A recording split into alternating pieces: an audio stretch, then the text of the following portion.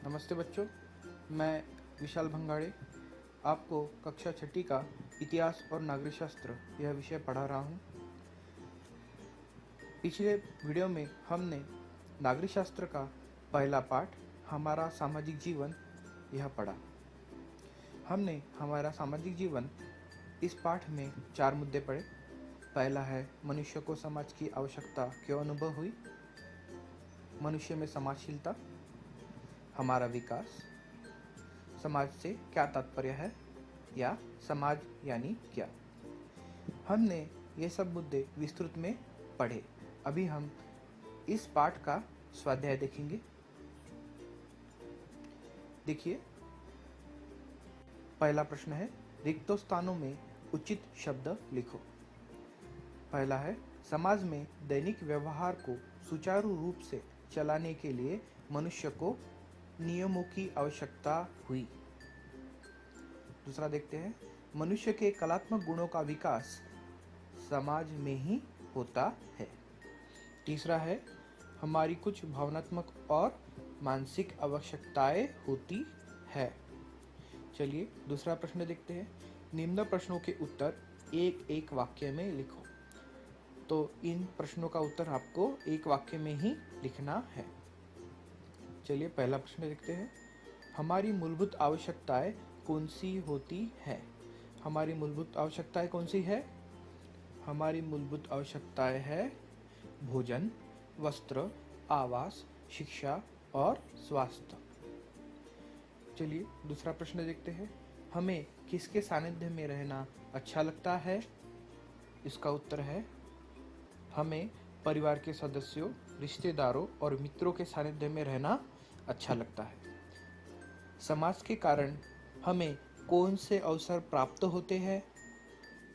समाज के कारण हमें अपने विचार और भावनाएं अभिव्यक्त करने का अवसर मिलता है। चलिए तीसरा प्रश्न देखते हैं। तुम्हें क्या लगता है? 2 से 3 वाक्यों में उत्तर लिखो। तो चलिए देखते हैं पहला प्रश्न। समाज का निर्माण किस प्रकार होता है? इसका उत्तर है जब किसी समान उद्देश्य को पूर्ण करने के लिए लोग एकत्रित आते हैं तब उनका समाज बनता है। ठीक है, चलिए दूसरा प्रश्न देखते हैं। समाज में स्थायी स्वरूप की व्यवस्था क्यों निर्मित करनी पड़ती है? भोजन, वस्त्र, आवास और सुरक्षा जैसी आवश्यकताओं की पूर्ति करने के लिए हमें समाज में स्थायी शासन व्यवस्था निर्मित करनी पड़ती है। चलिए अगला देखते हैं। तीसरा है मनुष्य का सामाजिक जीवन अधिक संगठित व स्थायी किस कारण होता है? और चौथा है समाज व्यवस्था अस्तित्व में न होती तो कौन सी समस्याएं निर्माण हो सकती थी? इन 2 प्रश्नों के उत्तर आपको ढूंढकर अपनी बुक में लिखना है। चलिए चौथा प्रश्न देखते हैं। निम्न प्रसंगों में क्या करोगे? पहला है तुम्हारी मित्र या सहेली की शालेय सामग्री घर पर रह गई है, तो आप क्या करोगे ऐसे प्रसंग में? आप उनकी मदद करोगे या आप किसी से लेकर आपको उनको जो भी सामग्री है वो दोगे या उनके साथ घर जाओगे? ये आपको लिखना है और उसका आंसर बुक में लिखित करना है। चलिए दूसरा प्रश्न देखते हैं। रास्ते पर कोई दिव्यांग व्यक्ति मिले। अगर आपको रास्ते पर कोई दिव्यांग व्यक्ति मिले तो आप क्या करोगे? अगर वो रास्ता पार करने की कोशिश कर रहा है तो आप उनको मदद करोगे रास्ता पार करने के लिए या और कोई मदद करोगे? ये सब आपको लिखना है अपनी बुक में। चलिए हम अभी उपक्रम देखते हैं। तो पहला उपक्रम और दूसरा उपक्रम देखिए। खेती की औजार निर्मित करने वाले किसी कारीगर से मिलो, उस कार्य में उसे किसकी सहायता प्राप्त होती है उसकी सूची बनाओ। दूसरा देखिए उपक्रम। निकट के किसी बैंक में जाओ, वह बैंक किन किन कार्यों के लिए ऋण देता है, ऋण यानी लोन इंग्लिश में, उसकी जानकारी प्राप्त करो। तो ये जो 2 उपक्रम है इसके लिए आपको बाहर जाना निकलना पड़ेगा घर से, तो ये हम फिलहाल में नहीं करेंगे।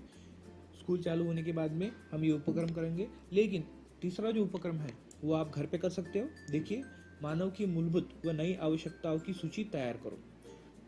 अभी आप क्या करोगे? आपको पता है हमारी मूलभूत आवश्यकताएं क्या है? भोजन, वस्त्र, निवारा और शिक्षा और आरोग्य। यह हमारी क्या हो गई?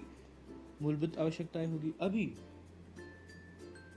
आपको ये ढूंढना है कि नई आवश्यकता क्या है। जैसे इंटरनेट हो गया, ये क्या आपको लगता है कि एक मूलभूत आवश्यकता बन गई है? मोबाइल हो गया, लैपटॉप, कंप्यूटर हो गए, ये आपको क्या लगता है कि एक मूलभूत आवश्यकता बन सकती है? तो इसकी आपको क्या करना है? सूची तैयार करना है, और उसकी सूची तैयार करके आपको बुक में लिखना है। ये तीसरा उपक्रम आपको घर से ही कर सकते हो आप लोग, इसलिए आपको ये उपक्रम करके लाना है। लेकिन ये स्वाध्याय पूरा करने से पहले, लिखने से पहले आपको ये पाठ एक बार अच्छे से पढ़ना है, और उसके बाद में ही आपको ये क्वेश्चन सॉल्व करने हैं। ठीक है, चलिए मिलते हैं। धन्यवाद।